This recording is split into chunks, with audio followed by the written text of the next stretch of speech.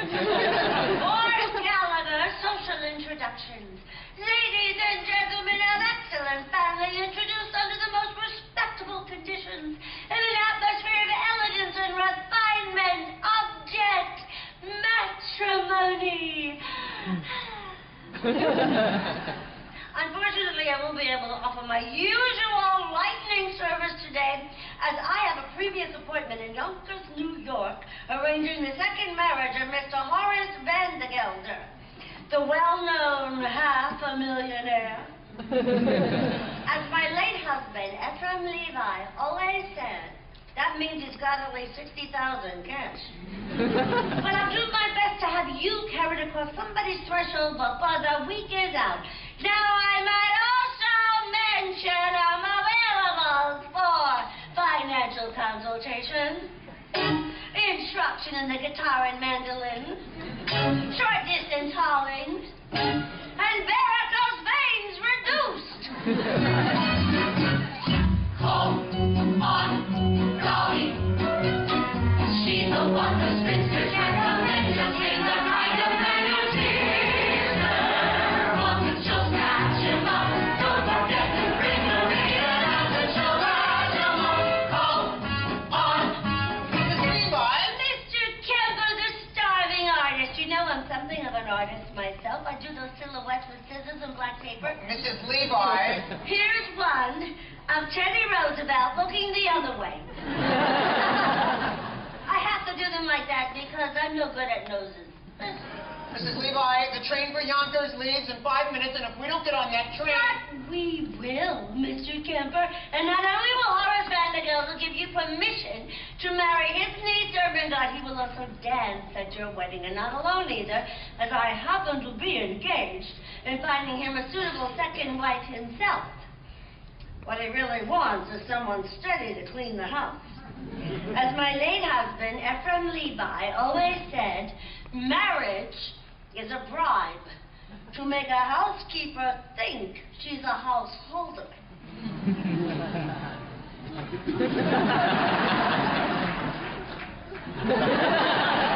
I know all about it, Mrs. Levi. Half New York says he's going to propose to Mrs. Irene Molloy this very afternoon. Which is exactly why I'm on my way to Yonkers this morning and can take on your case and knock off 4 lovers with 1 stone, or whatever it is I'll throw, we'll see.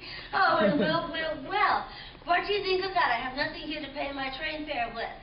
Only large bills, 5 and 7. Well, I'll buy your ticket for you, Mrs. Levi, but I just hope this isn't a wild goose chase. And speaking of poultry, I'm also available for fresh Jersey eggs, surgical corsets reboned, ears pierced, pierced ears replugged. Mrs. Levi! just be the kind of man who sees her. Once she'll snatch him up. Don't forget to bring your reader out and she'll rise him up. Call on.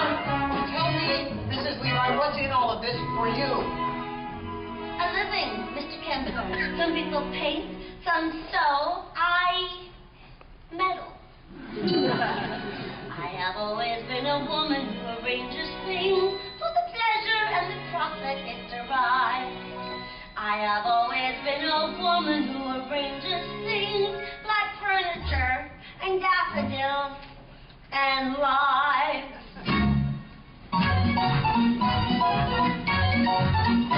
When a man with a timid tongue meets a girl with a diffident air, why, sure, the tortured creatures fear on a bush, but heaven knows Mother Nature always needs a little push. So I put my hand in here, I put my hand in there.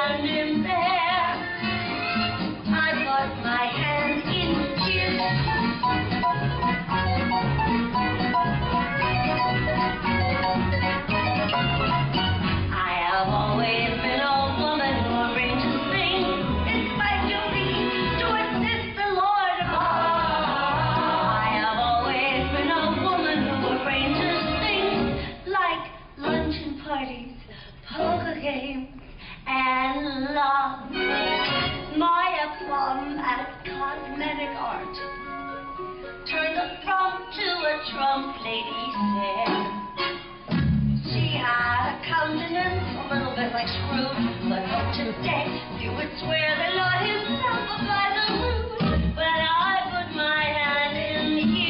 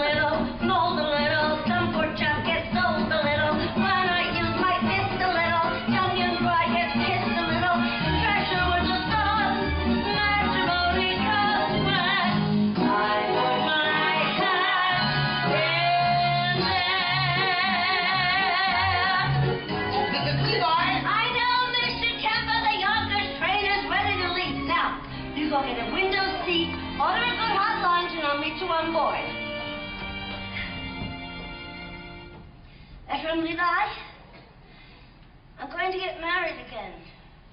I'm going to marry Horace Vandergelder for his money. And send it out circulating among the people like rainwater, the way you taught me. And I want a sign from you sometime today that you approve. Oh, it won't be a marriage in the sense we have one. But I shall certainly make him happy, and I'm tired, Ephraim. I'm tired of living from hand to mouth. So I want that signed. Mrs. Levi! Sometime today. Now don't you worry, Mr. Kemper. We'll make that train, we'll get to Yonkers, and you'll marry Ermegarde. How? I don't know. One thing will lead to another. Just leave everything to me.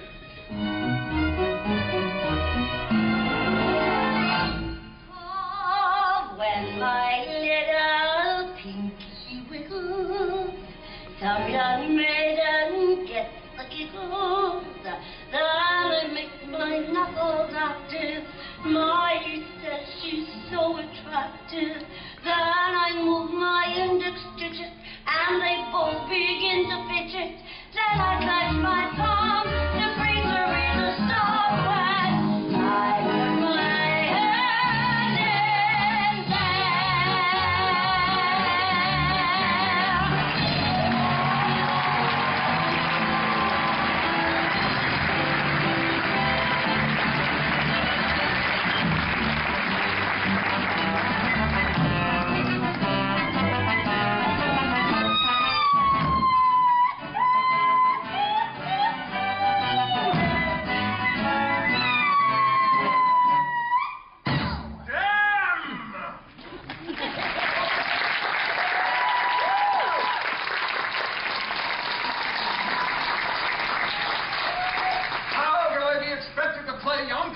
Yonkers with all that bellowing in my ears. I can't help it, Uncle. I love Ambrose Kemper. And I say you don't. But I do. No, you don't.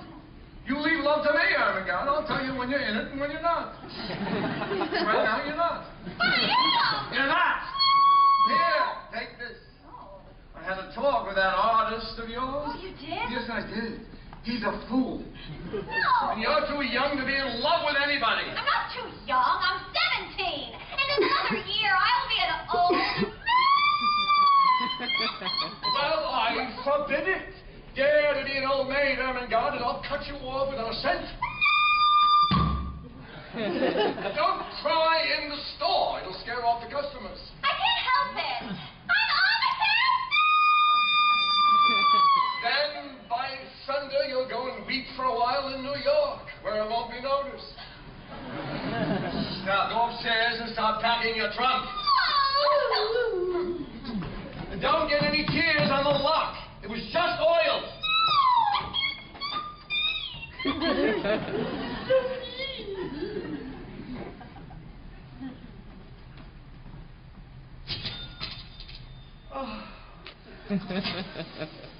Cornelius, Barnaby! for you both. I am going to New York City this afternoon to march in the 14th Street Association Parade. And when I come back, you're going to have a mistress. I'm too young, Mr. Vandergelder. Now your mistress, Helen Devlish, and mine. Oh. I mean, I am getting married again to a very refined lady. And in honor of that occasion, I have decided to promote you, Cornelius, to chief clerk. And what am I now, Mr. Vandergelder? You're an impertinent fool, that's what you are. And I'm promoting you from impertinent fool to chief clerk. Any more questions? Yes. What? Does the chief clerk get one evening off a week? No, sir. You'll attend to the store as usual. This is the first time I've been away from the store overnight. When I come back, I want to hear that you've run the place perfectly in my absence. Now, get back to work. And don't forget to put the lid on the sheep dip. Evening's off. Marrying orders. Foolishness. 99% of the people in this world are fools. And the rest of us are in great danger of contamination. Why, even I was once young, which was foolish. Fell in love, which was foolish. Got married, which was foolish. I was poor, which was more foolish than all the other things put together. Then my wife died, which was foolish of her. I grew older, which was sensible of me, and became rich, friendless, and mean. Which in Yonkers is about as far as you can go. Oh, I know what you're wondering now. Why a man of so much good sense should be planning anything as foolish as getting married again? The answer's simple. This house without a woman would be an empty shell. And pretty dirty, too. It takes a woman, all powders and pink, to joyously clean out the drain in the sink. And it takes an angel with long golden lashes and soft dresden fingers for dumping the ashes. Yes, it takes a woman, a dainty woman, a sweetheart, a mistress, a wife. Oh, yes, it takes a woman, a fragile woman, to bring you the sweet things in life. The frail young maid is constantly there for washing and bluing and shoeing the mare. And it takes a female for setting the table and weaning the guernsey and cleaning the stable. Yes, it takes a woman, a dainty woman, a sweetheart, a mistress, a wife. Oh, yes, it takes a woman, a fragile woman, to bring you the sweet things in life. And so she'll work until infinity. 3 cheers for Benedictine. Rah-rah-rah, rah-rah-rah, S-E-M-I-T-Y. Get out of here!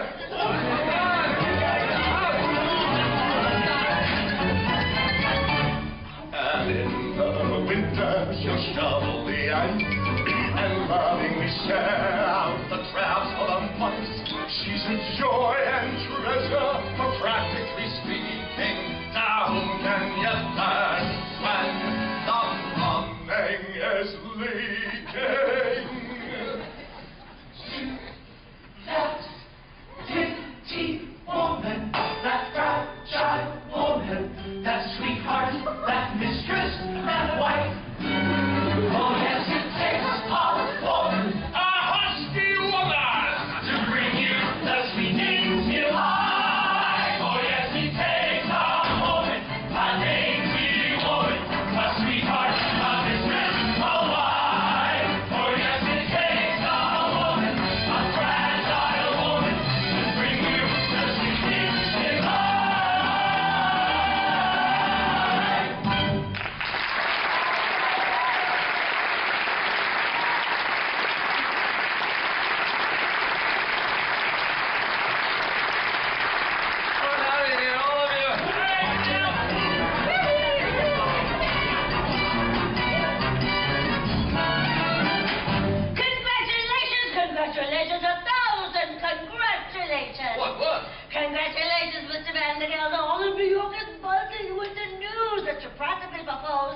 Irene Molloy. Why, the streets are lined with eligible young ladies prostrate with grief. Oh, my congratulations and sympathy. Sympathy? Oh, did I say that? A slip of the tongue. No. I'm delighted with the happy news. After all, she wasn't easy to unload. By that, I mean, you know what people said. Although, I thought I never believed the rumors. No, I didn't. Rumors? What rumors? Nothing to get upset about, Mr. Vandergelder. I mean, according to all known facts, the first husband passed on quite naturally. Just that he went so sudden. A few spoons of the chowder she made special for him and... That didn't happen to anyone. No, there's no truth in it.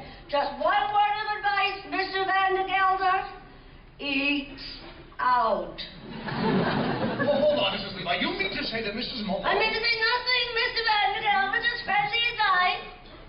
Keep away from the chowder. By the way, she's ordered her wedding gown. You should see it. Beautiful. Black. Well, as I said before, Mr. Vandergelder, congratulations on your forthcoming nuptials, and may you rest in, may guardian angels watch over you both, particularly at dinner. Look here, Mrs. Levi, you introduced me to Mrs. Molloy, and rumors or not, I intend calling on her this afternoon as arranged. Very well, Mr. Vandergelder, then there's nothing more for me to do but go back to New York and tell the other girl, the heiress, not to wait. What did you say? Nothing. A word. Heiress.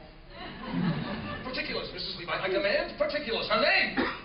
Her name? Her name is Money. Ernestina Money. What a lovely, lovely name. Picture, if you will. Hair as shiny as a newly minted dime. Eyes as big round as silver dollars. Skin as soft and mossy as an old greenback. I can feel her now. Age 19. Height 5'2". Waist 47. Waist 47? That's with the money belt. Now, I've got arranged for you to meet with Ernestina this very afternoon. I ain't got time, Mrs. Levi. I gotta take my niece Ermegarde to New York this afternoon until she forgets a certain fortune hunter named Ambrose Kemper. I can do that for you, Mr. Vandergelder. I know just how to handle such things. Then I'm marching in the 14th Street Parade. What an amazing coincidence. Guess who's been chosen to ride on the main float, the spirit of 14th Street? Miss Money. No. Yeah. Well, her mother was a cash, you know. All right, Mrs. Levi. I'll meet Miss Money at the parade, but I still intend paying another call on Mrs. Molloy first. Oh, dear. What races you make me run. Very well, Mr. Vandergelder.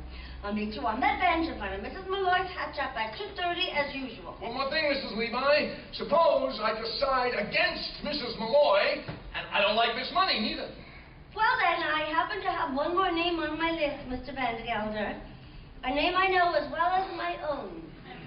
But we won't go into that now. It'll come up by itself, all in good time. Don't you worry about that. Oh, but wait till you see Ernestina Horace. A vision, a dream. It takes a woman all powers and pink to joyously clean out the drain, the sink.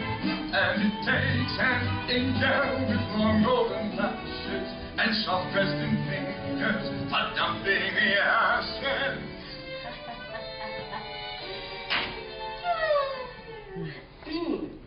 Oh, it takes a woman.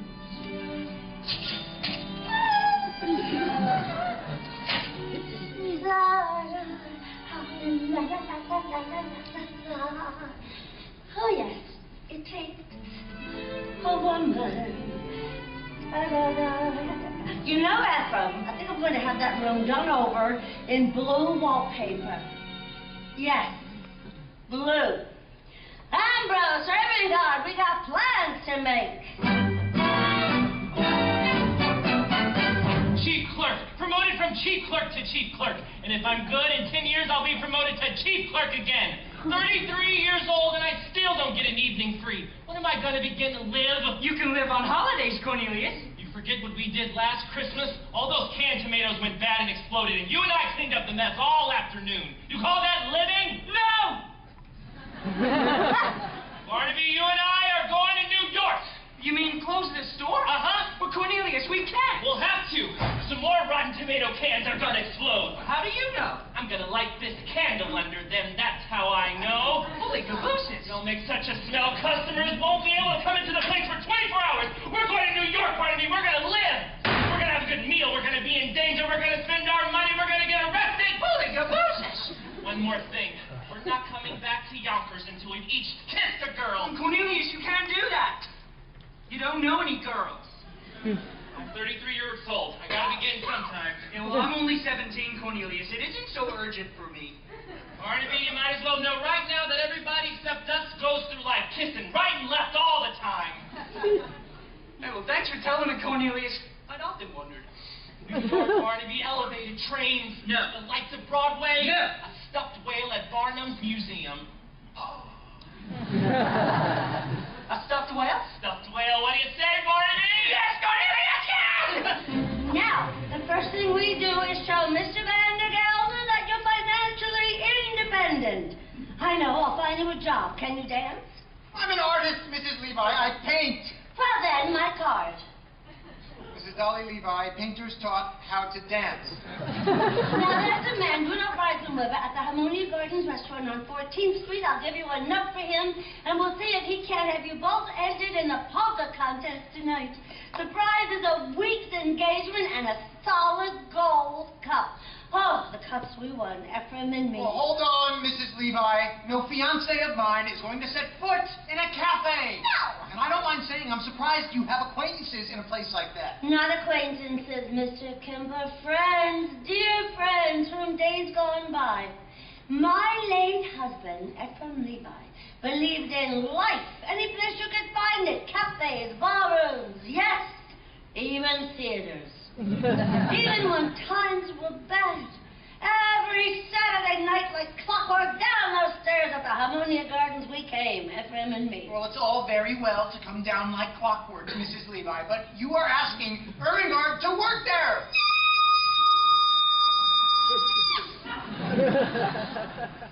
The only way to show Horace Vandergelder we mean business. Now, you go to the Harmonia Gardens this afternoon and you say, Mrs. Levi sent you. And incidentally, tell Rudolph that Dolly's coming back. And I want a table for two and chicken for 8 o'clock tonight. Now let's get you packed. Well, the bottom roll looks all right, Cornelius. Now hold the candle under the ones on top. Not too close. They're swallowed like they're ready to bust. Holy cabooses, Cornelius. I can smell it up here. Let's get dressed, Barnaby. We're going to New York. Out there, there's a world outside of Yonkers. Way out there beyond this hick town, Barnaby. There's a slick town, Barnaby. Out there, full of shine, full of sparkle. Close your eyes and see it glisten, Barnaby. Listen, Barnaby.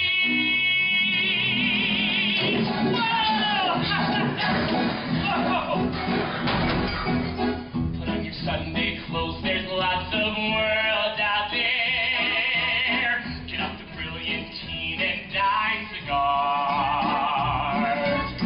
We're gonna find adventure in the evening air. Pearls and whites and a perfume night where the lights are bright as the stars.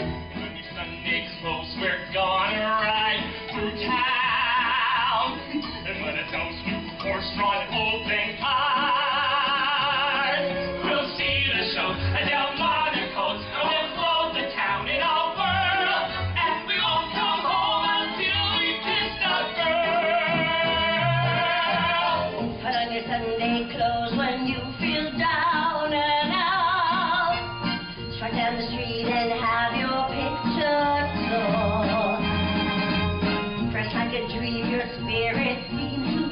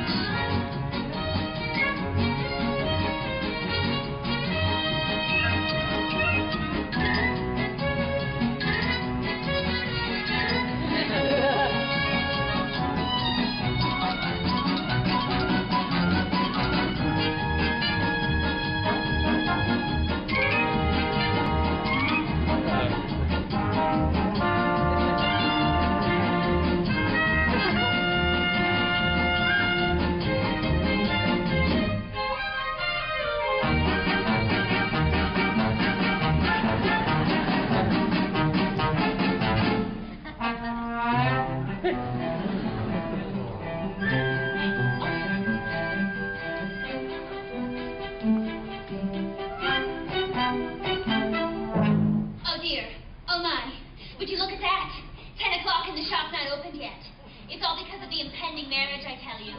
What marriage? Oh, I thought you knew. Why, the marriage Mrs. Levi is arranging between Mr. Horace Vandergelder, the well-known Yonkers half-a-millionaire, and my employer and friend, Mrs. Irene Molloy. Although, if you ask me, he'll never take the place of her late husband, Mr. Peter Molloy. May he rest in peace wherever he is, I'm not sure. I know. Oh, it's all too much, what with late husbands and new marriages. And on top of everything else, Miss Mortimer returning this hat for the 3rd time. Same old story. She wants more cherries and feathers. Cherries and feathers to catch a bow, I suppose. Although, if you ask me, she'd do better with a nice heavy veil. Ribbons down our back, I told her.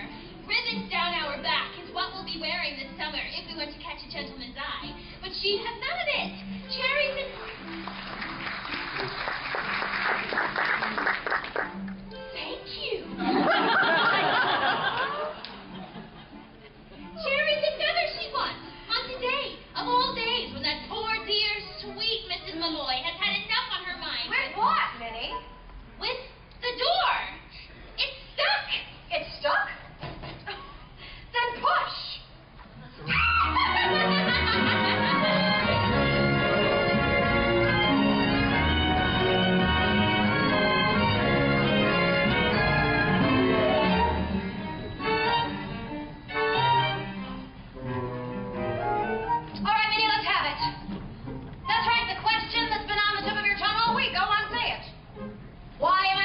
Horace Vandergelder.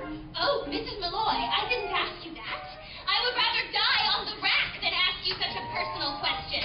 But as long as you did bring it up. I am marrying Horace Vandergelder for one reason and one reason alone, Minnie. To get away from the millinery business. I hate hats!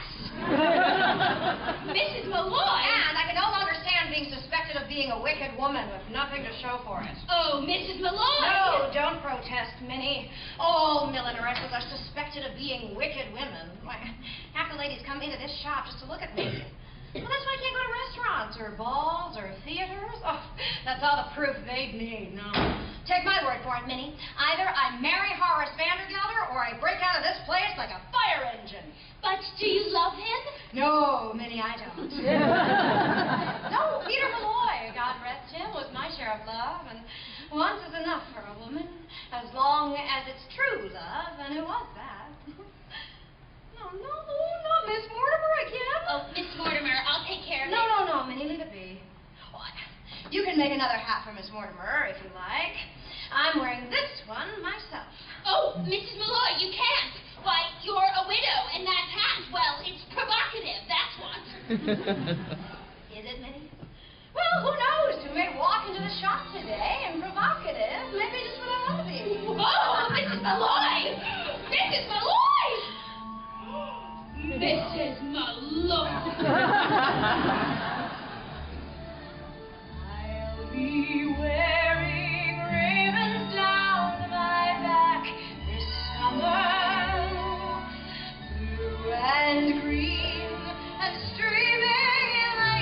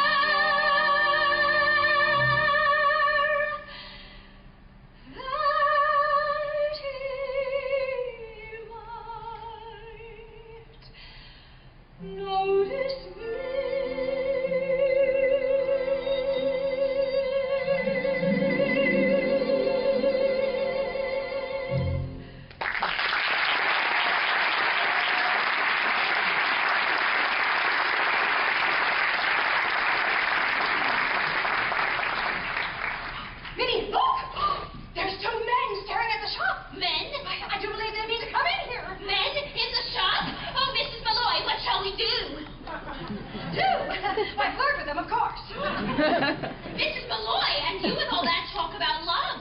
Love enough I've had, Minnie. It's a bit of adventure I could do with now. We'll get them all heated up, and then we'll drop them cold. It'll be good practice for married life. Why, Mrs. Molloy, I think they're just awful, the things you're saying today. I'm enjoying them myself, too. Now, you go back into the workroom, Minnie. I know some ways we can perk up our appearances, and besides, a bit of a wait will only make them nervous, huh? And easier for us to... If you say vampire, I'll scream. Vampire.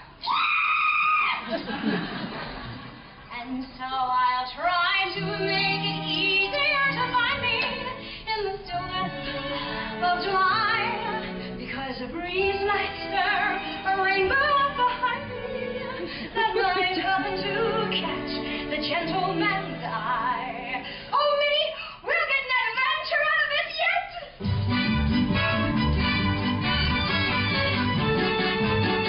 We'll get an adventure out of this yet, Barnaby. All day long, we wander around New York and nothing happens. Then we come to the quietest street in the city and suddenly... Vandergelder! Is he still out there? He's sitting on that bench. Cornelius, are you sure this is an adventure? You don't have to ask, Barnaby. When you're in one, you'll know it all, right? Well, maybe I wouldn't, Cornelius. I'll tell you what. Let's arrange a signal. I'll say to you, pudding! I'll say, pudding to you if it's an adventure we're in. Pudding. Pudding! How much money have you got left? Well, not much, Cornelius. 40 cents for the train back, 30 cents for dinner, and 20 cents for the oil. 90 cents. Why? When those women come out, we'll have to pretend to be customers. Maybe the best thing to do is make them think we're rich. That way we won't have to spend anything. We're two men about town.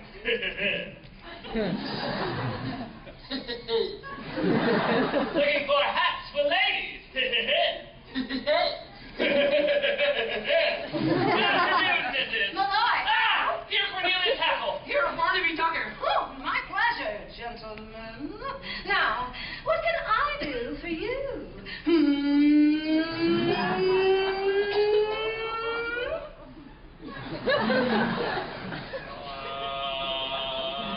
Well, you see, we're two ladies about town. He means your hats, and we want to buy some ladies to put under there.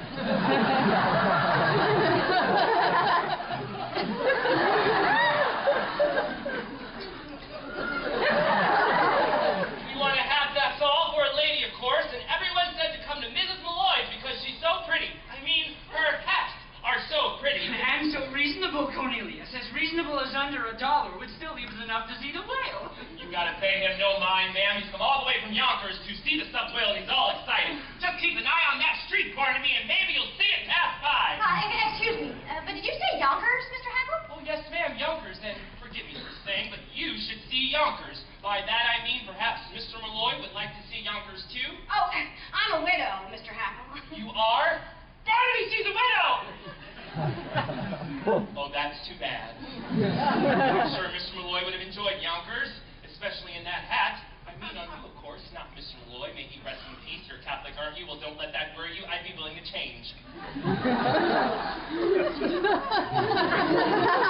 Mrs. Molloy, if you should ever happen to have a Sunday free in the near future, I'd be more than pleased to show you Yonkers from top to bottom. Well, as a matter of fact, Mr. Hackl, I might be there sooner than you think. Oh, really? Well, you see, I have a friend who lives in Yonkers. Do you? Yes, perhaps you know him. Perhaps we do.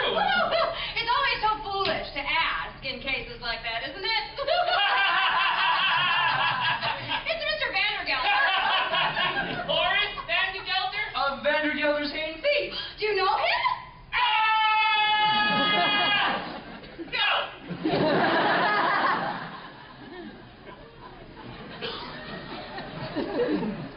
Well, Mr. Vandergelder is a substantial man and well-liked, they tell me. Lovely man, Mrs. Molloy, just lovely, has only one fault as far as I know. He's hard as nails, but apart from that, lovely man. With a large circle of friends? Oh, indeed, 3 or 4. But Cornelius, I think he's... Begging your pardon, Miss Molloy, what an attractive shop you have here. Barnaby, notice all the interesting doors and cupboards, and this precious piece of furniture with the low-hanging cloth. Yeah, I wonder if your friend might like this one. Miss Molloy will explain later. Come on, let us minute! For as innocent as can be, Mrs. Molloy. Oh, really? Cornelius!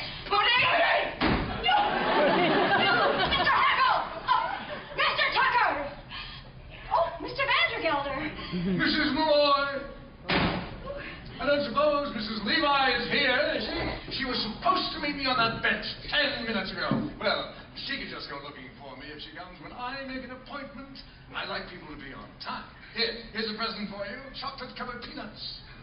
Unshelled. That's the expensive kind.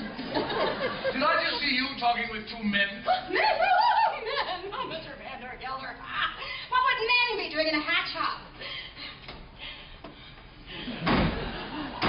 So, Mr. Vandergelder, what's new in the hay and feed business?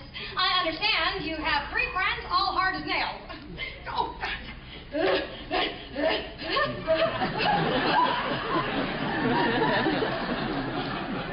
What on earth are you talking about? No, Yonkers. Why, I understand it's a very beautiful city. And who's been telling you about Yonkers, may I ask?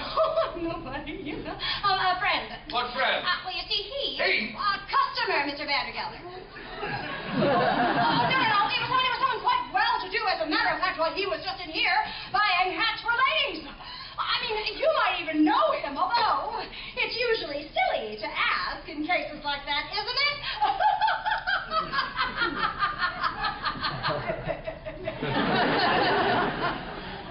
It's a Mr. Cornelius Hackl. Hackl! Oh. Ow! Wow!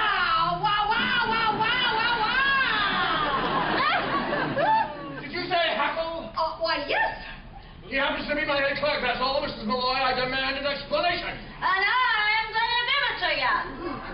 Why shouldn't she know Cornelius Hackl? Everybody in New York knows Cornelius Hackl. He's here at the opera and all the fashionable halls. Why, he's at the Harmonia Gardens restaurant 3 times a week. Impossible. He's only got $146.35, and I keep it in my own safe. Mr. Vandergelder, you're killing me. Why, he's one of the Hackles. They built the canal. What canal? The Erie. The Minnie. Both. They're the same man. Who took the horses out of Jenny Lynn's carriage and pulled her through the streets? Cornelius Hackl. And who dressed up as a waiter at the Fifth Avenue Hotel and dropped an oyster down Mrs. Astor's? Oh, I can't say it. But it was Cornelius. Why, he's the playboy of New York. Wait, Dolly. Now, Irene, don't deny it. I could see you were taken with him just like everybody else. Oh, Dolly, what are you saying? I've only seen him once in my life. Excuse me. Horace. Thank you. Whoa, there's a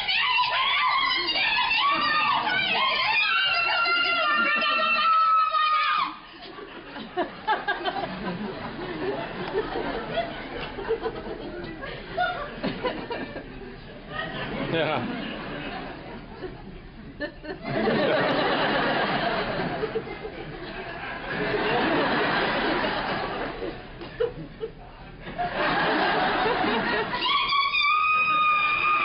So look here, if there's a man in that closet... No, Mr. Vandergelder, you can't. It's too dangerous.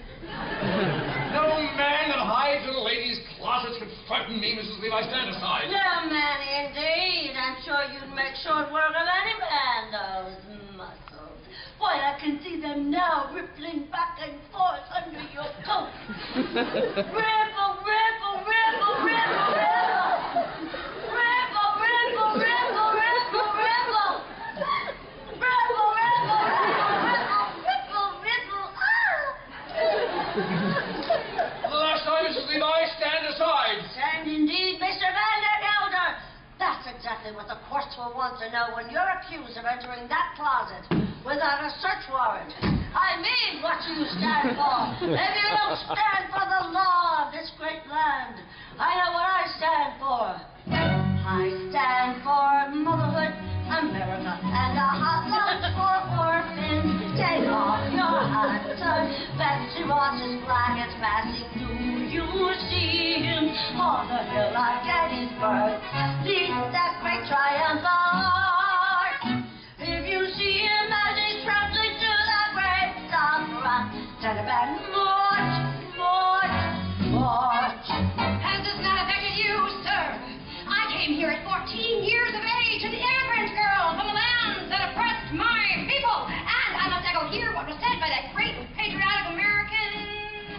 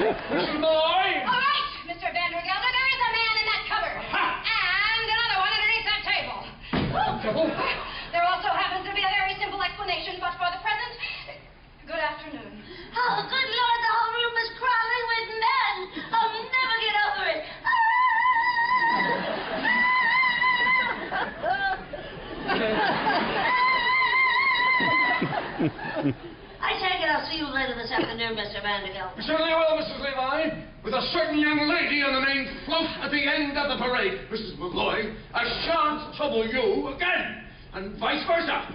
Oh.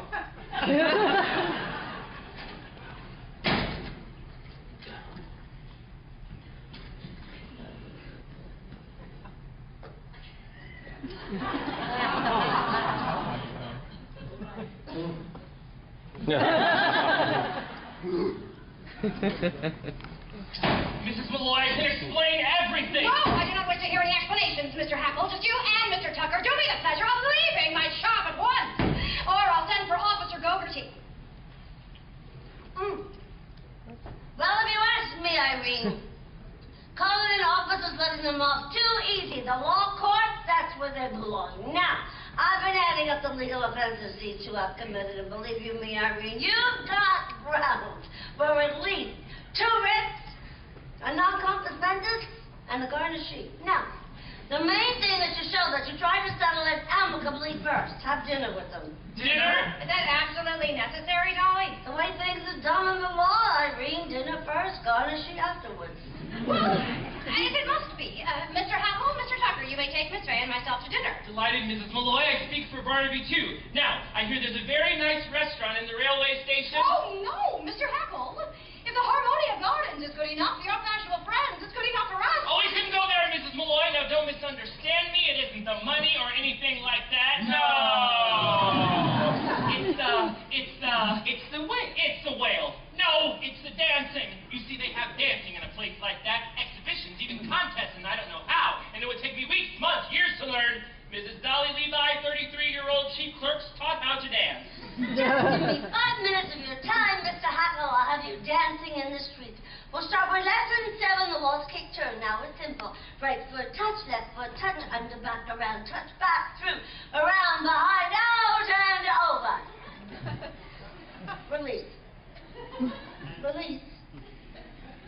Unfurl.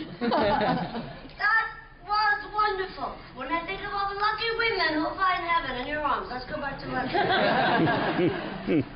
Now, put your hand on her waist and stand. With her right in your left hand.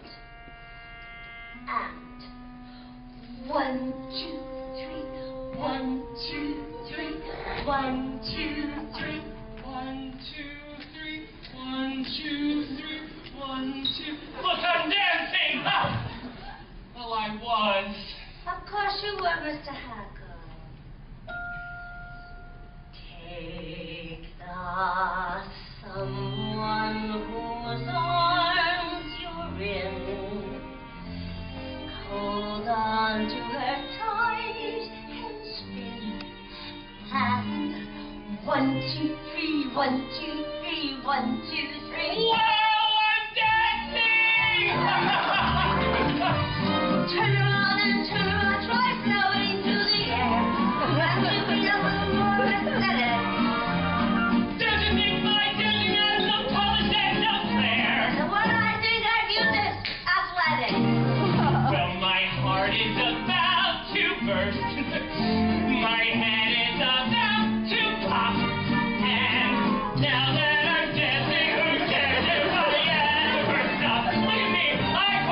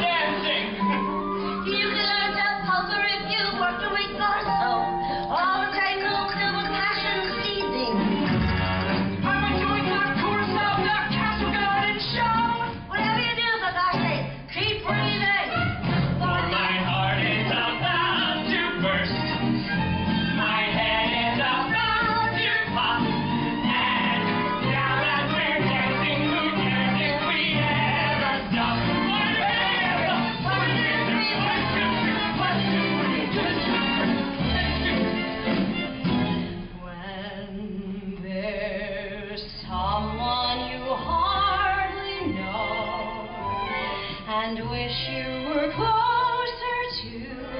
Remember that he can be near to you while you're dancing. Though you've only just said hello, he's suddenly someone who can make all your daydreams appear to you while you're dancing. Make the music weave a spell, whirl away your worries. Things look almost twice as well when they're slightly blurry. As around and around you go, your spirits will hit the top.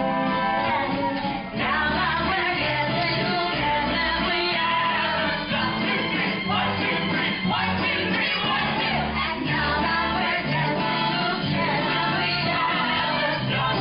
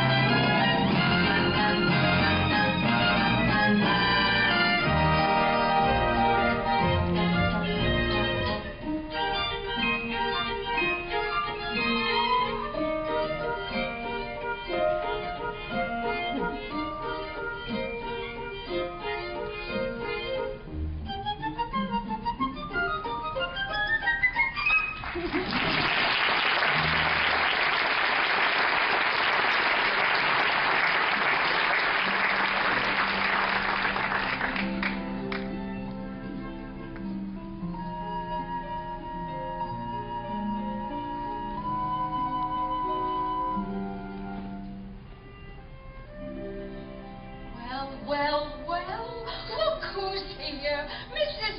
Levi. How are you, Mrs. Levi? How are you, Mrs. Rose? The same. Pains in my back, aches in my side, stabs in my liver. I'm fine. My daughter Fanny got married, you know. Did she? A year ago, last September. It's been a long time since you lived here, Mrs. Levi. Such a long, long time.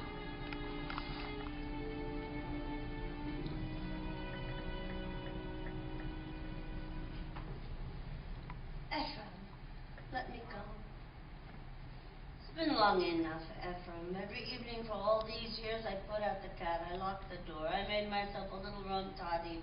And before I went to bed, I said a prayer thanking God I was independent. That no one else's life was mixed up with mine. And then one night an oak leaf fell out of my Bible.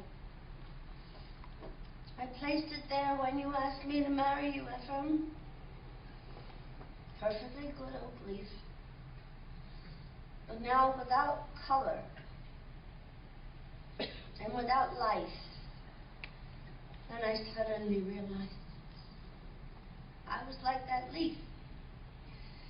For years I had not shed one tear, nor had I been filled with the wonderful hope that something or other might turn out well.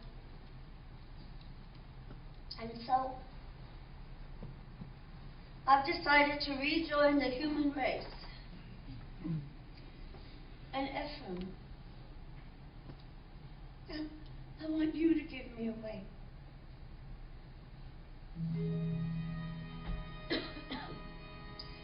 Before the parade passes by, I'm gonna get in step while there's still time left. Before the parade passes by.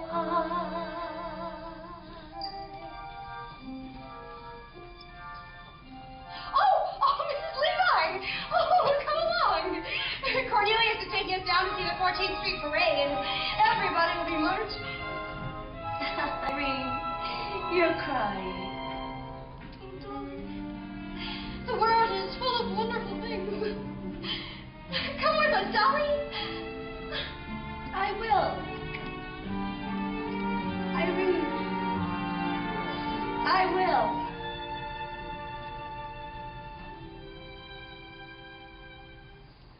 Before the parade passes by, I'm gonna go and taste Saturday's high life. Before the parade passes by, I'm gonna get some light back into my life. I'm ready to move out in front. I've had enough of just passing by life. With the rest of them, with the best of them, I can hold my head up high. For I've gotta go again, I've gotta drive again. I wanna feel my heart coming alive again. Before the parade passes by. Look at that crowd up ahead. Listen and hear the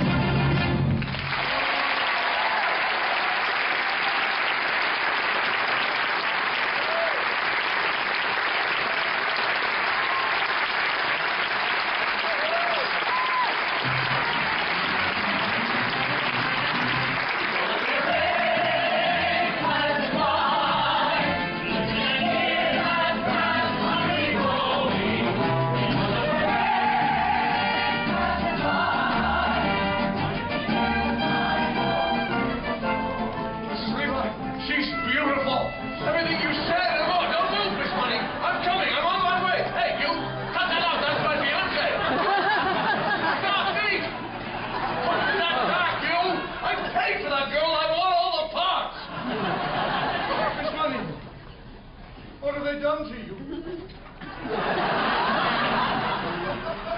Mrs. Levi, what is the meaning of this? Nothing to get upset about, Horace. A last-minute substitution.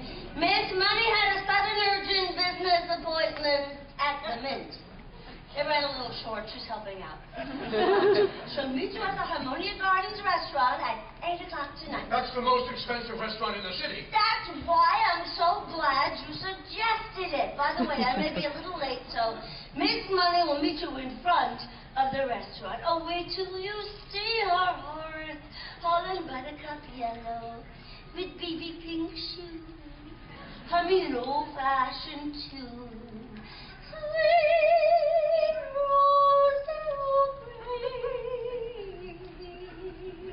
You couldn't miss her if you tried. I'll be there, Dolly, but only because I already paid for the introduction, and I might as well get my money's worth. But from this point on, you are hereby discharged as my marriage broker. Is that clear? From now on, Dolly Gallagher, you're just a woman like anyone else. Where are you taking me? What's going on here? Ephraim, he's as good as mine. I'm gonna raise the roof. I'm gonna carry on. Give me another trouble. Give me another time.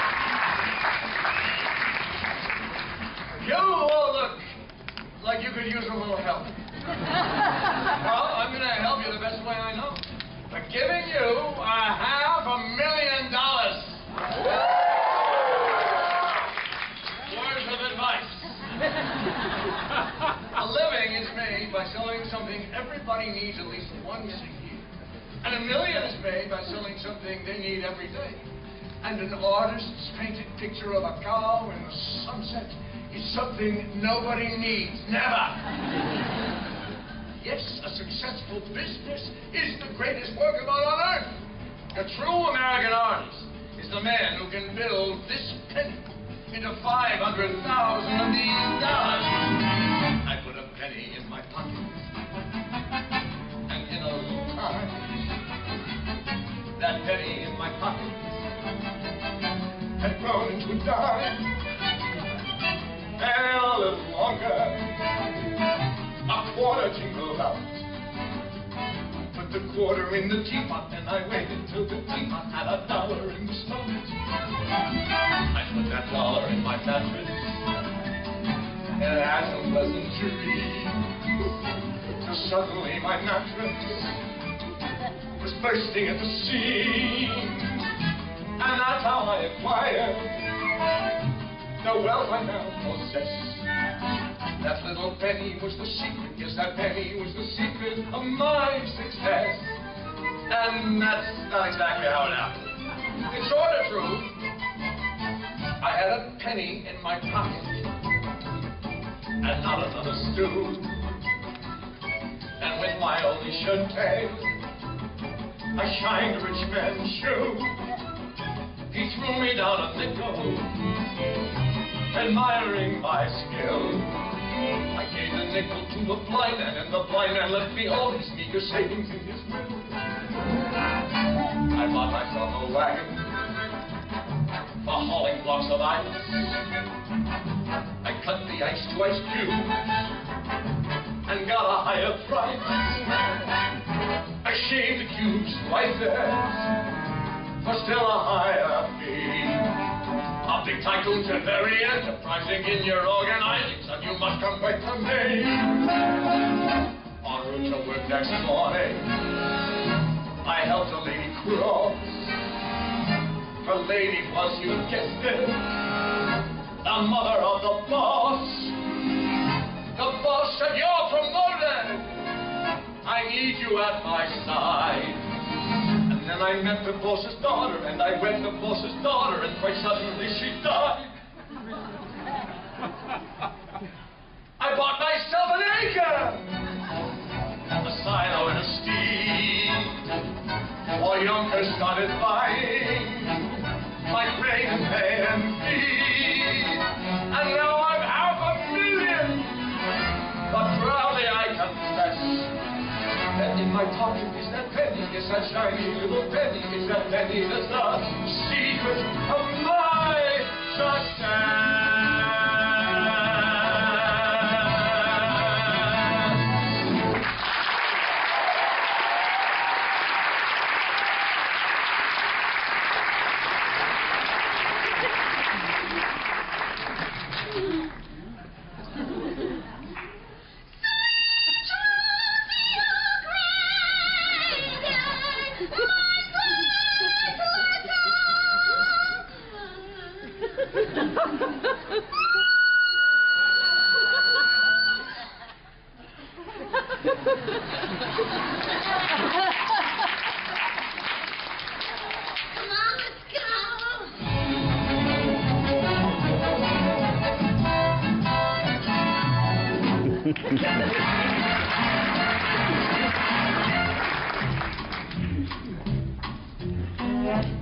Mr. Hackl, we've just loved looking at the lights of 42nd Street for the past 4 hours, but now perhaps you better call us a hack, or we won't make it to the Harmonia Gardens on time. Oh, look over there's one. Oh, we couldn't do that, Mrs. Molloy. It isn't the money or anything like that. No. It's just that nowadays, elegant people never take hacks. Hacks is out. They all go by streetcars. Streetcars is in. Just think! I've been elegant all my life and never knew it! Of course, if you want to be really elegant, We do! you walk.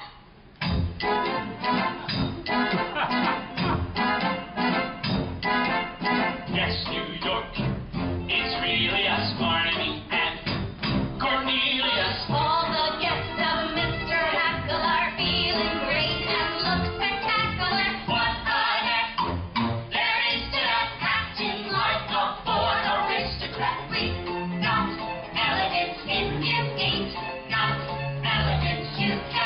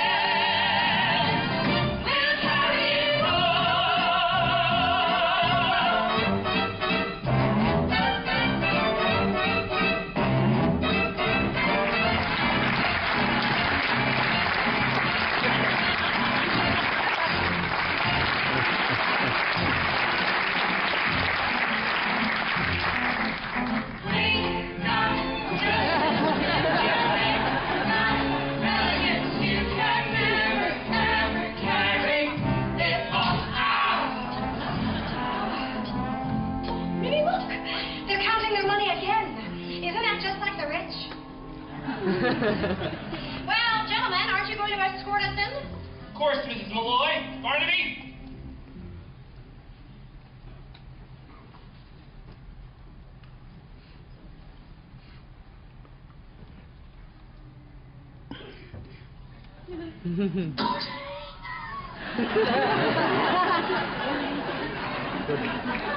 Mrs. Molloy? Yes, Mr. Hackl? Mrs. Molloy, as we start inside, may I? Yes, Mr. Hackl? May I put my arm around your waist? Yes, Mr. Hackl. But I might as well warn you, a corset is a corset.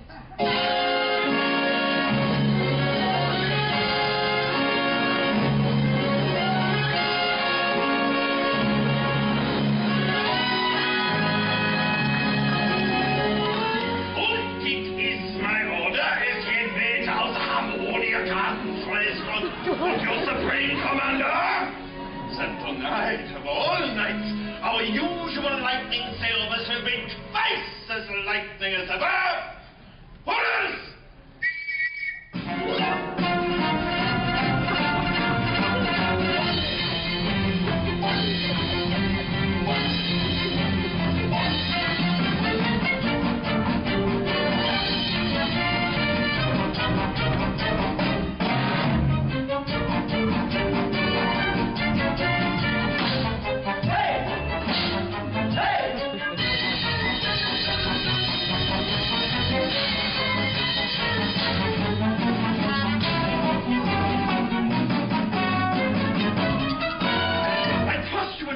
Table satisfactory, sir. The private dining rooms cost a bit more, but they do offer the best beauty entertainment.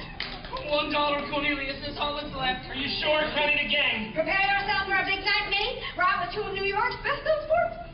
Oh, I didn't make a mistake, Cornelius. It's only 90 cents. Oh, well, I'll count it once more. No, we can't afford it. I'm going to order everything on the menu. Waiter!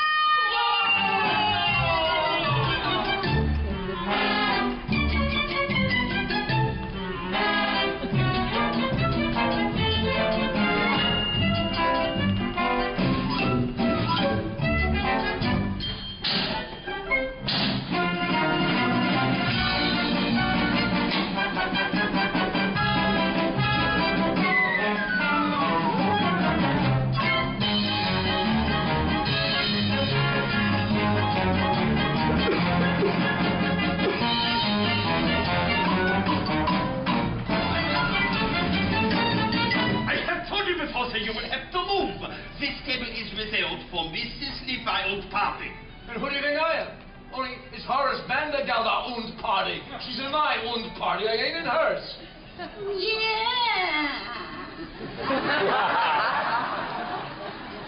Mr. Vandergelder, of course, it's just that Mrs. Levi mentioned nothing about you bringing my personal physician. That's enough rouge, Doctor.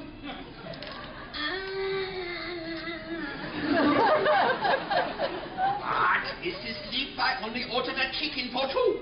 Chicken? Chicken's a deer. Und pâté maison, soupe de jour und bon soufflé. Why didn't you tell me this was a Chinese restaurant? We'll take 2 bowls of rice. Now get out. Now, Miss Money, I understand you carry respectable sums in your belt. Yeah, $2. Only it's in my garden.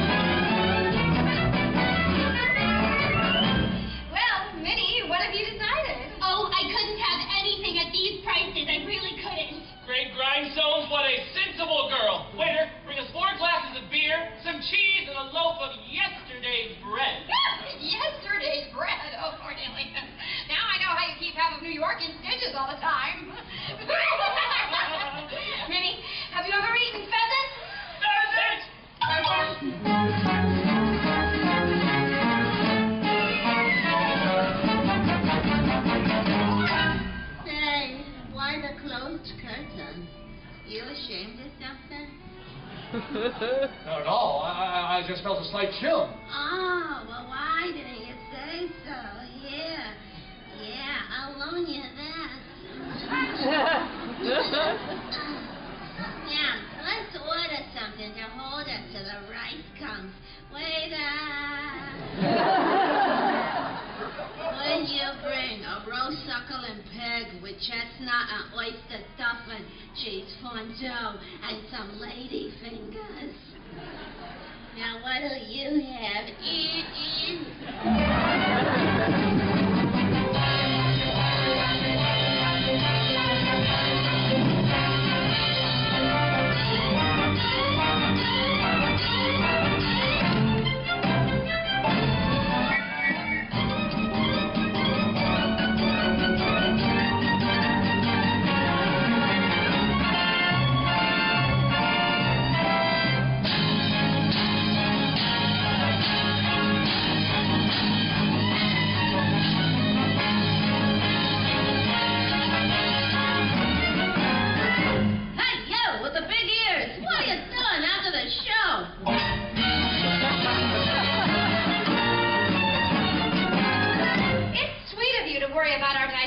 Cornelius, but I'm sure the pheasants are fresh. We'll take 4, please, and a nice red wine. Wait a minute, no wine! No wine. Champagne! Champagne and Neapolitan ice cream and hot house peaches! Once in a lifetime, Barnaby, give the band leader a nickel. No 2 nickels. And tell them to play to a wild rose. We want music while we die!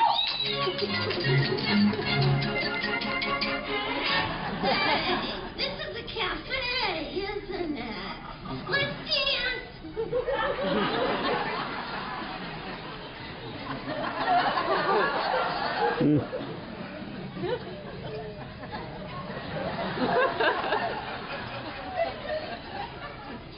No. No.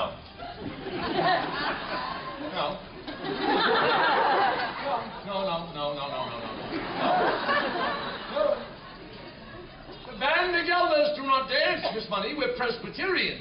All right, I dance myself. Give him $2 for the band leader, will ya? And tell him to play something refined.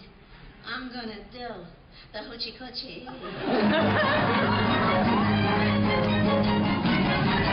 All right, Cornelius, I'll stand for the band leader, but promise you won't order anything else.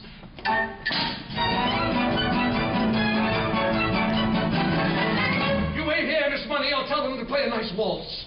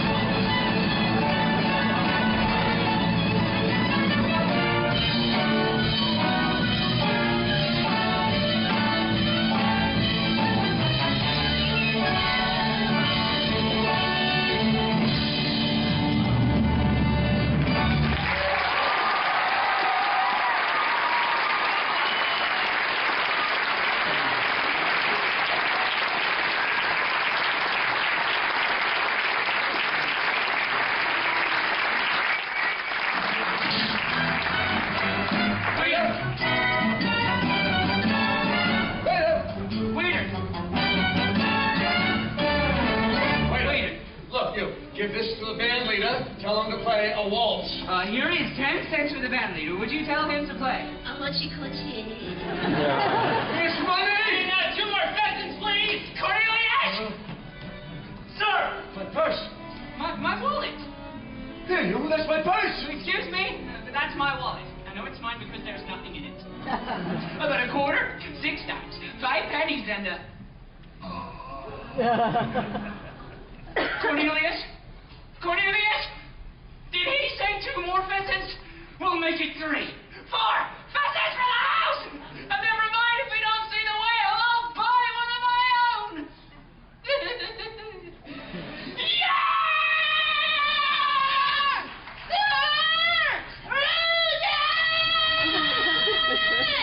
What? These shoutings. How many times have I told you not to shout? This is Harmonia Garden's highest not one of all. But, sir, she's here.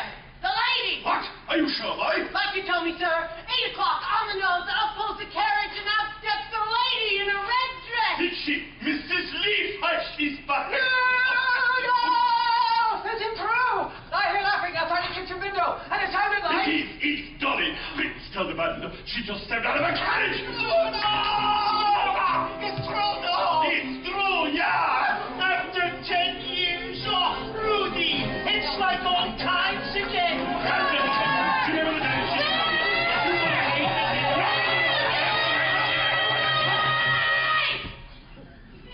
She's here.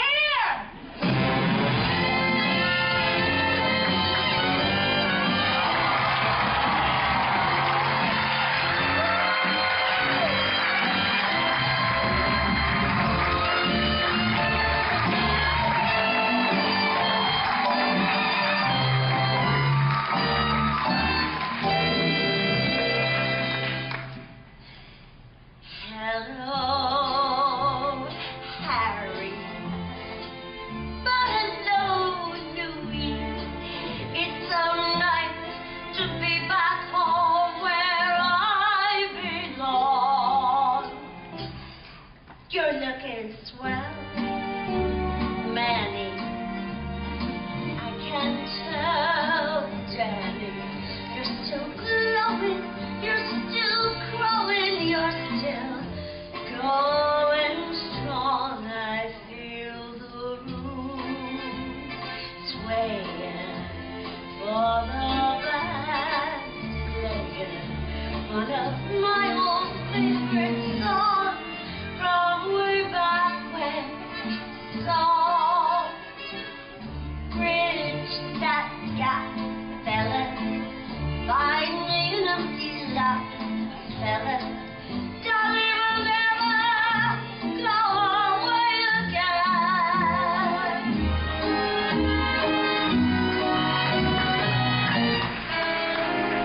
Hello, darling. Well, hello, darling. It's so nice to have you back where you belong.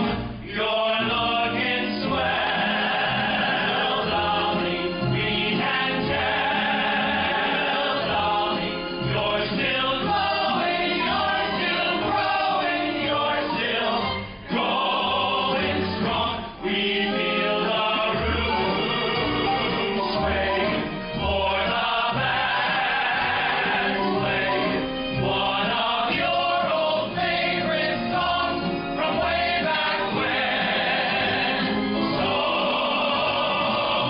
Here's my hat, fellas.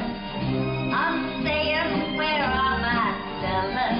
but you'll never go away again.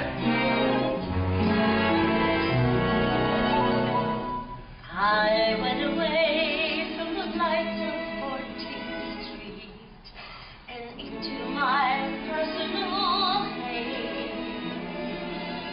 But now that I'm back in the lights of 14th Street, tomorrow will be brighter than the dawn of day. So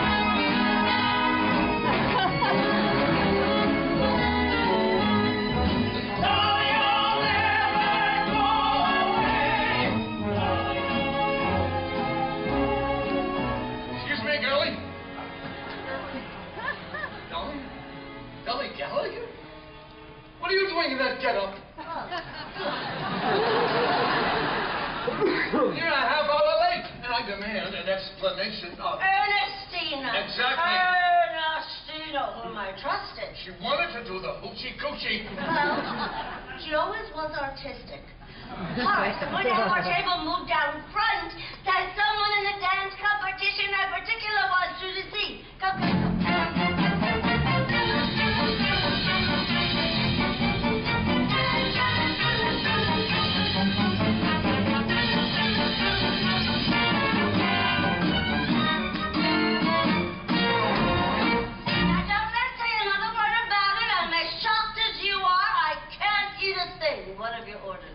What you wanted, the chicken. Now see here, Mrs. Levi, about that hoochie-coochie girl. Chicken? Did you say a chicken? Oh, no, I don't think I could face a chicken. Not a chicken. Not today. Not after what's happened. Good, then cancel the chicken. And bring a turkey. What are you doing now? Nothing. I'm just looking the place over, getting acquainted with the surroundings. What's the trouble with you, Dolly? Always wanting to know everything, always putting your nose in other people's affairs. Anybody who married you would get as nervous as a... What? What's that you're saying? I said anybody who married you... Horace Vandergelder, get that idea right out of your mind this minute. I'm surprised you would even mention such a thing. Understand once and for all, I have no intention of marrying you. I didn't mean that. Well, I certainly do hope not. Horace Vandergelder, you go your way, and I'll go mine. I'm not some Irene Molloy who's head can be turned by a few chocolate-covered peanuts. What? The idea of you even suggesting such a thing. Mrs. Levi, you misunderstood me. Well, I certainly do hope not. But if I had any intention of marrying again, it would be to a far more pleasure-loving man than you. However, we won't discuss it anymore. Here's the waiter with our food. I'll serve Mr. Vandergelder, Rudolph. Now, here's some white meat for you. And, some dumplings. Lighter than air, they are. And, giblets. Very tender. Very, very, very, very, very good for you. Now, as I said before, you go your way, and I'll go mine. Oh. Now, start riding on the wine and you'll feel better at once. However, since you brought the matter up, there is one more thing I think I ought to say. I didn't bring the matter up at all. One more thing I ought to say before we forget all about it. Yes, it's true. I'm the woman who likes to know everything that's going on, who likes to manage things. But I wouldn't like to manage anything as out of control as your household. You'll have to do that yourself. God help you. It's not out of control. Very well, let's not say another word about it. Have some beets, Horace. They're good. I don't like beets. That's good. Now, Horace, a complaining, quarrelsome, friendless soul like you is no sort of companion for me. You salt your beets, and I'll salt mine. Stop saying that. I won't say another word. Good. Except this. At your age, Horace, you should enjoy hearing the honest truth. My age, my age. You're always talking about my age. Well, I don't know what your age is, but I do know that up in Yonkers with bad food and bad temper, you'll double it in 6 months. How's about beets, Horace? They're good. I don't like beets. I hate beets. That's nice. Dig right in. You know, the pity of it is, Horace, you could be a perfectly charming, witty, amiable man if you wanted to. I don't want to be charming. But you are. Look at you now. You can't hide it. Oh, now sit down, Horace, and let's talk of something else. Give it.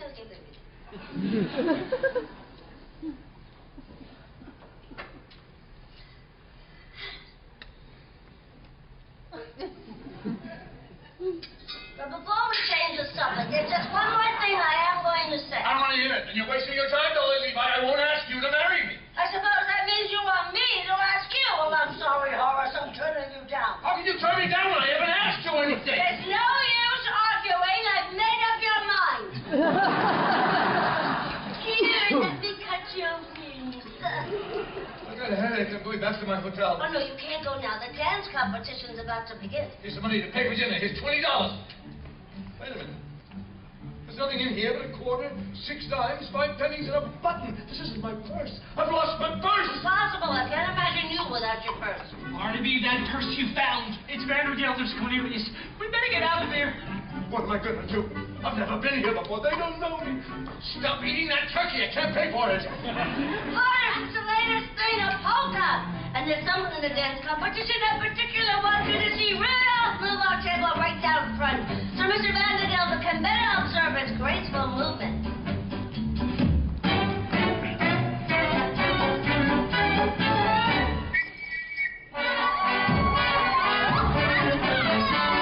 But I don't want to be on the stage. I just want to get married. You heard, Mrs. Levi, this is the only way to show your uncle we mean business. Now dance.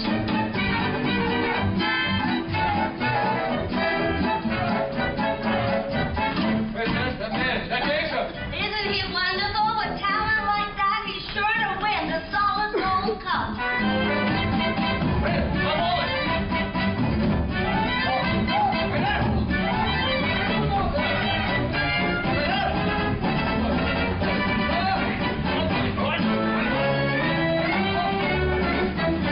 Come along, Mrs. Molloy. It's been a perfectly wonderful evening, but I'm afraid we're going to have to cut it a bit short. Oh, Minnie, a polka. Cornelius, I simply must have one dance. Oh, but Vandergelder, we've got to go. We will. We'll dance our way out.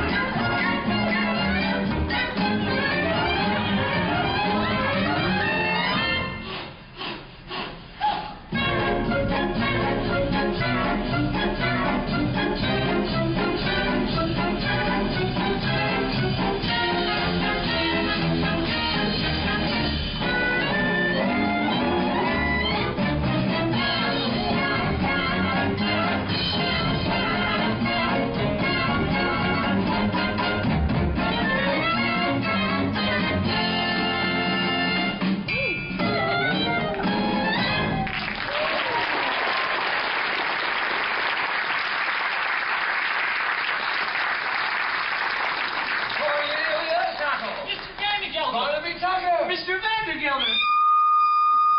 Ermegarde! Mr. Vandergelder, I can explain everything. I don't want to hear any explanations. You're fired. Ermegarde, what in heaven's name do you think you're doing? I beg your pardon, sir. Out of my way!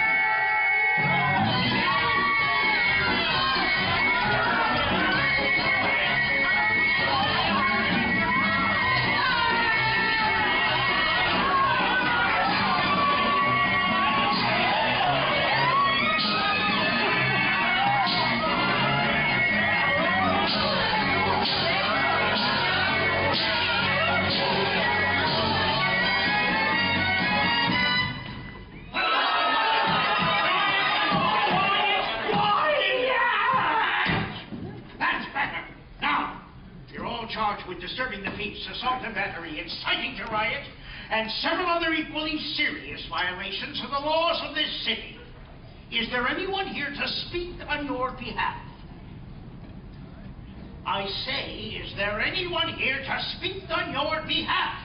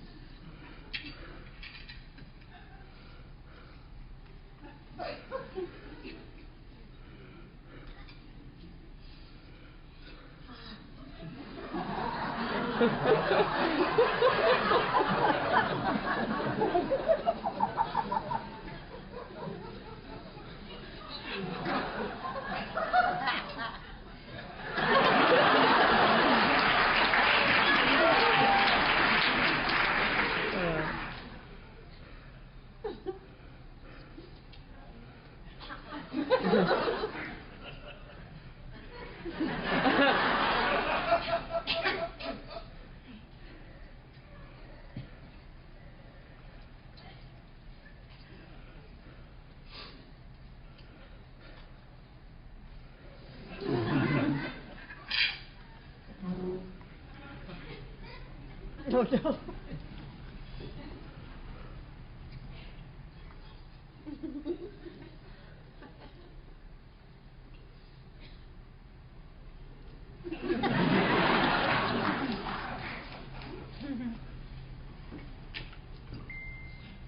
Mrs. Dolly Levi, Counselor at Law.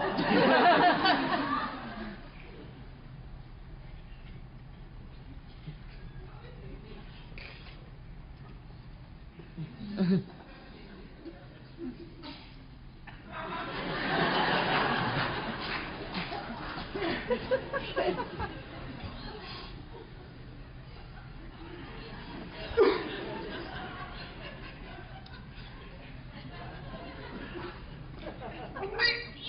Honor.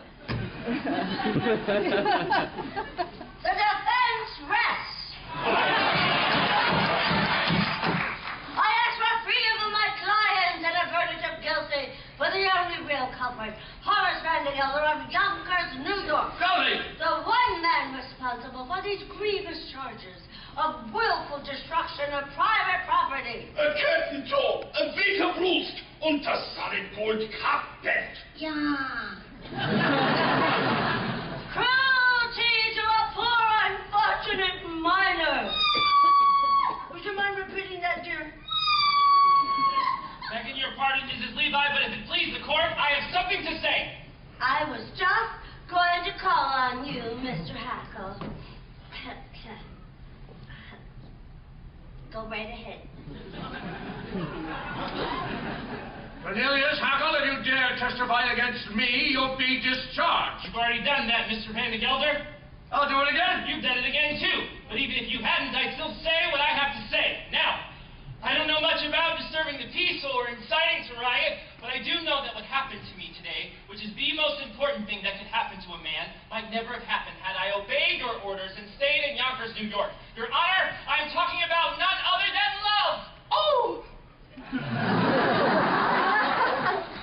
What?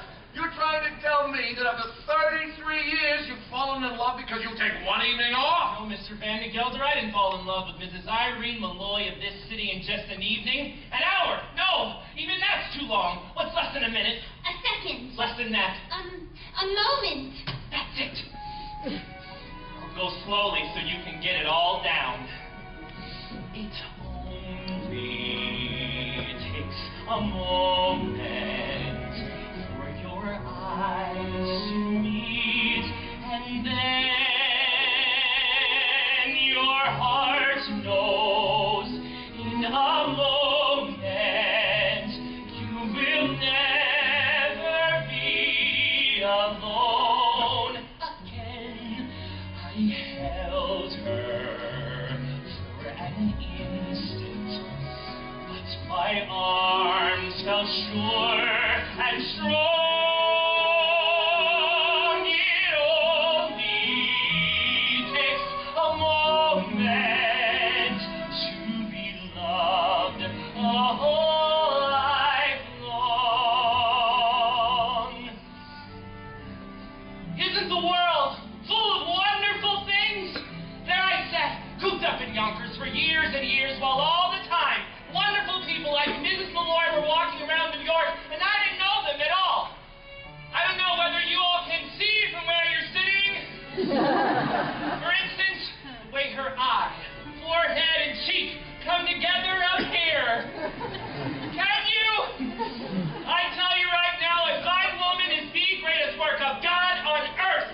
You can talk all you like about Niagara Falls and the pyramids. They aren't in it at all. Of course, I've seen women before, but today, I talked to one! Equal to equal, and they're so different than men. Everything that they say and do makes you feel like laughing all the time, and they're awfully mysterious, too. I bet you can know a woman 100 years without ever really being sure whether she liked you or not.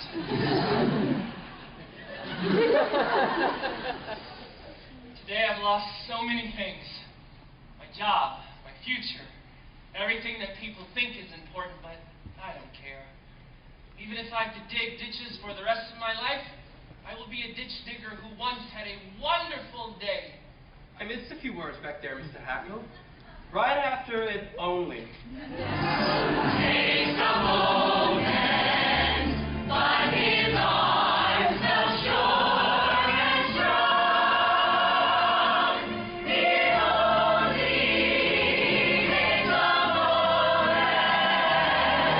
He held me for an instant, but his arms felt safe and strong.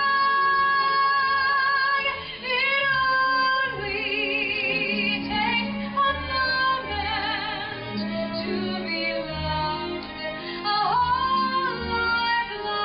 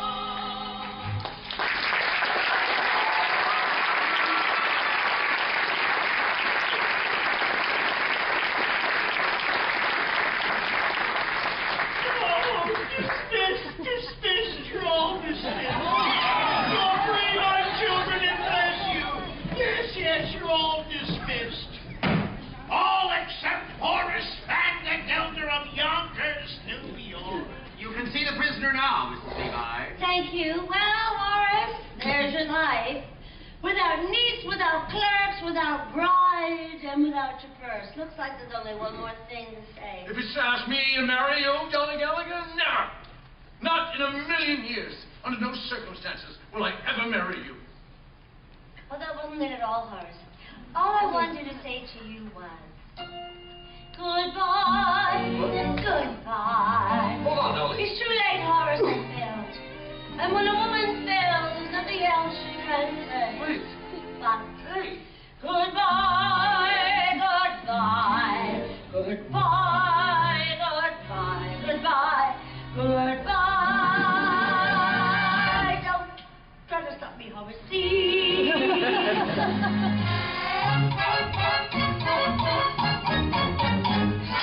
Wave your little hand and whisper, so long, dearie, you ain't gonna see me anymore. But when you discover that your life is dreary, don't you come a knocking at my door. For I'll be all dolled up and singing that song that says you're dog. I told you so, you can't.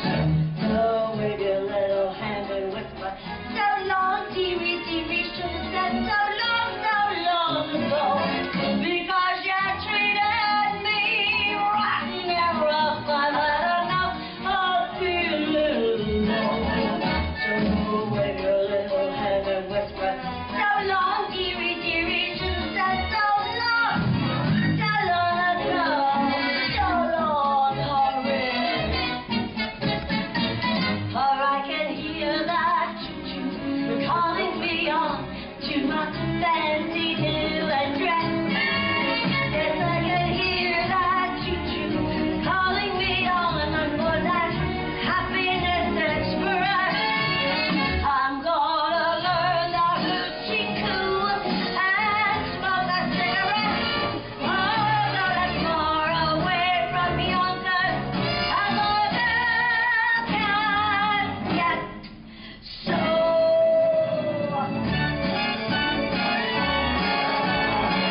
Now this cold winter night, Horace.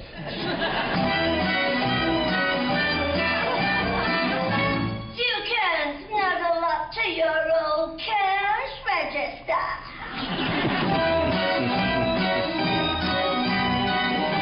It's a little lumpy, but it rings. Don't come a knocking, I'll be all dolled up and sing that song that says you dog. I told you so. So Horace, people, but you're like a sad old story. When you see your dolly, shovel off to glory. I should have said so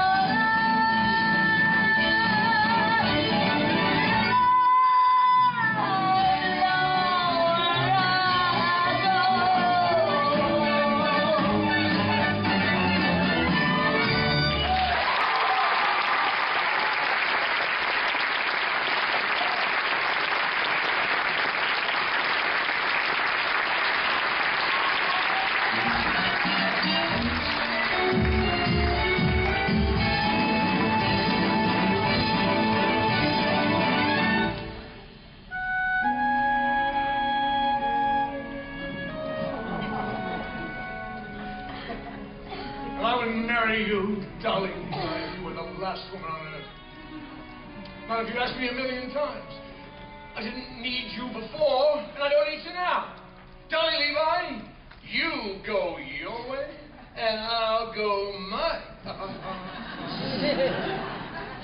Dolly. Dolly! Oh, yours. Did Mr. Hackl come crawling back, have you? No, Mr. Vandergelder, I just stopped by for my $146.35. You see, I've decided to go into business for myself. And since the only business I know is hay and feed, I'm opening my own store. And Cornelius has found the perfect location, right across the street from you. So you think you can compete with Vandergelder, do you? Well, just you try. Another one come crawling, is it? What do you want? My back salary for the past 4 months, $6.12. You can't do this to me, any of you.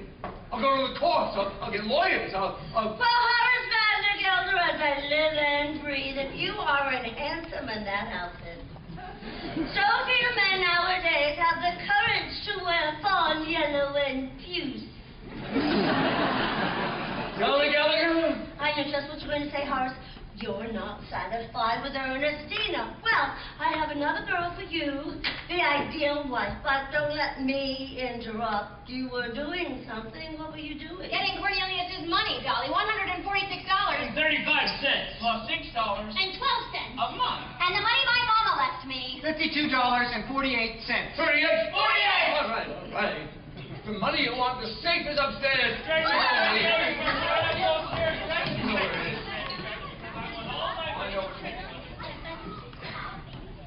Money, money, money, money, money. Mr. Vandergelder's money. It's like the sun we walk under. It can kill or cure.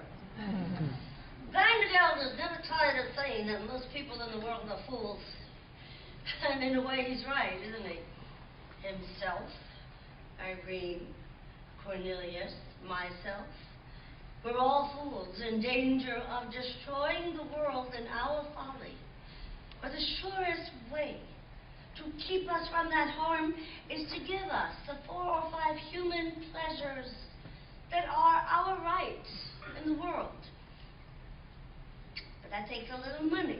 Now, the difference between a little money and no money at all is enormous and can shatter the world. And the difference between a little money and an enormous amount of money is very slight. And that can shatter the world too. It's all in how you use it. As my late husband, Ephraim Levi, always said, money, pardon the expression, is like manure. It's not worth a thing unless it's spread around, encouraging young things to grow. Anyhow, that's the opinion of the second Mrs. Vandergelder. Which reminds me, Ephraim, I'm ready for that sign. Don't just stand there, that goes upstairs. Well, as I was saying, Horace, I found you the ideal wife. Gallagher, I don't want you to find me no ideal wives. If I want an ideal wife, I'll find one of my own, and I've found her, and it's you. Get it.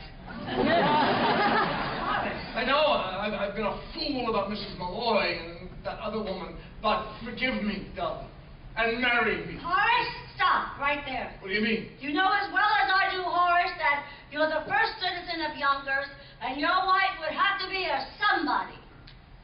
Answer me. Am I a somebody? You are a wonderful woman. Oh, you're partial. No, Horace, it won't be enough for you to load your wife with money and jewels to insist she be a benefactress to half the town. No. She must be a credit to you. Do you really think I have it in me to be a credit to you? Dolly, everybody knows that you can do anything you wanted to do. I'll try, Horace. With your help, I'll try. By the way, I found your purse. Where is you wonderful woman? It just walked into my hands. I don't know how I do it. Sometimes I frighten myself.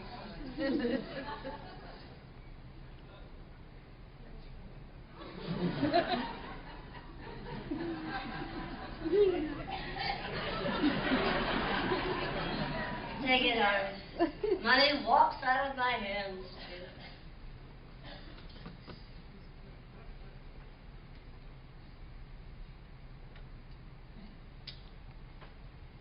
Keep it. Keep it, darling. Horace, I never ever thought I'd hear you say a thing like that. By the way, it's bad business letting Cornelius open a store right across the street from you. Better take him back, let him be your partner. Partner? Then Barnaby can have Cornelius's old job. Now, see here, That Dolly. way we can all be together so we can dance at Ermegarde's wedding. That does it, Dolly. You've gone too far. Dance at no weddings. Besides, I don't know how. It would take me weeks, months, years to write. All right, audience. Front row, but here, go on. What are you waiting for? Horace Vandergelder, what is going on up there? Oh, nothing. I just thought I'd have that front room done over in blue wallpaper. Horace. And now the old paper ain't worn out yet. That fellow's just set up in business. Needs a good start. See, down here, I've always felt that money, pardon the expression, is like manure. It's not worth a thing unless... Thank you, Ephraim. Hello, Doug. Well, hello, Doug. It's so nice to have you here where you belong. I never knew, Doug, without you, Doug, life was awfully flat, and more than that was awfully wrong.